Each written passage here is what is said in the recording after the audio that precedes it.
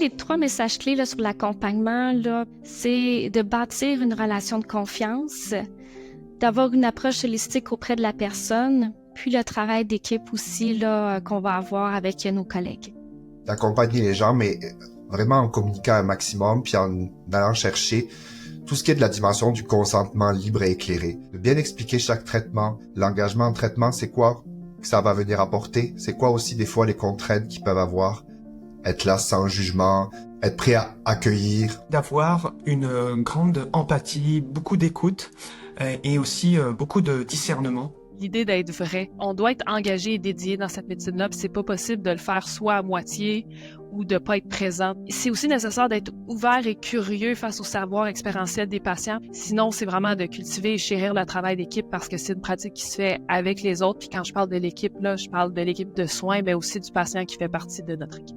La confiance entre les membres de l'équipe va permettre vraiment l'interdisciplinarité, être en mesure de pouvoir se compléter dans notre expertise, de mettre à profit les compétences, de mettre à profit nos connaissances pour faciliter l'avancement du traitement et bien accompagner là, notre personne. Ben moi, en tant qu'infirmier, je trouve que c'est vraiment une des spécialités où j'ai vraiment un rôle central dans l'accompagnement des patients. Je me sens vraiment utile. C'est un travail où je peux déployer vraiment toute ma créativité. Le travail en dépendance, ça s'est vraiment installé graduellement dans ma profession.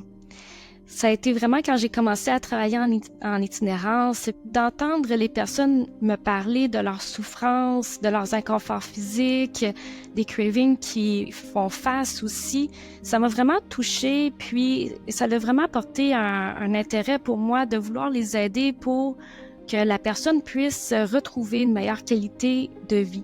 Moi, j'exerce en dépendance, tout d'abord parce que c'est une pratique qui est ancrée dans l'humanisme et vraiment dans le moment présent. Il faut vraiment qu'on s'arrête au moment présent, à l'individu qui est devant nous, dans toute sa globalité et sa complexité. C'est sûr qu'il y a un intérêt médical pour la pratique qu'il faut pas nier. Il y a des pathologies qui m'intéressent, qui m'ont porté vers ça. Au-delà de ça, il n'y a pas juste le physique, il y a aussi un côté très psychosocial et l'équilibre entre le médical et le social, ça permet une pratique qui est enrichissante. Je travaille avec des médecins, des infirmières, des travailleurs sociaux, des éducateurs spécialisés. Constater leur énergie, leur investissement auprès des personnes qui ont un TNO, pour moi, je peux pas faire autrement que mettre tout mon cœur pour pouvoir les supporter. La présence de nos équipes auprès des personnes change des vies, améliore la qualité de vie. Je pense qu'il y a rien d'autre de plus gratifiant ou dans la vie que de pouvoir donner de l'espoir dans notre travail.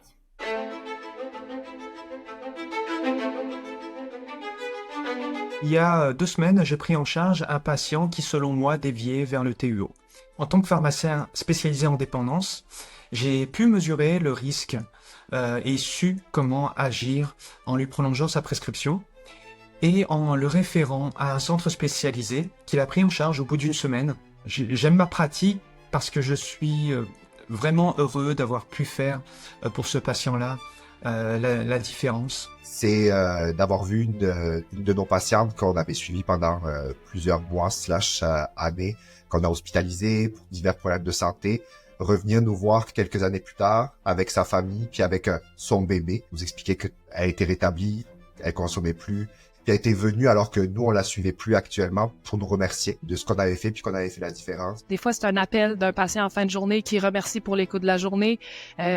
Des patients qui prennent des crayons, écrivent, on a des tableaux, là, ils écrivent des notes sur les tableaux, nous disant merci pour l'écoute ou j'ai eu une belle journée aujourd'hui. Ce qui me donne l'énergie, je me rends compte, c'est les petits merci, c'est les petits coups de pouce, les petites tapes dans le dos, c'est ça qui nous fait continuer. Ça va m'arriver régulièrement d'aller rejoindre une personne à son rendez-vous chez le dentiste parce que aller chez le dentiste, mais ça fait peur à la personne, l'aiguille lui fait peur, ou d'entrer en relation avec le personnel parce qu'il y a eu des conflits par le passé, mais souvent ils sont inconfortables. C'est vraiment de faire le travail avec cœur, de faire le travail en tant qu'humain, dans un rapport de humain à humain aussi, pour vraiment créer une atmosphère de confiance là, avec la personne. Après ça, je pense que tout le reste de l'intervention va couler.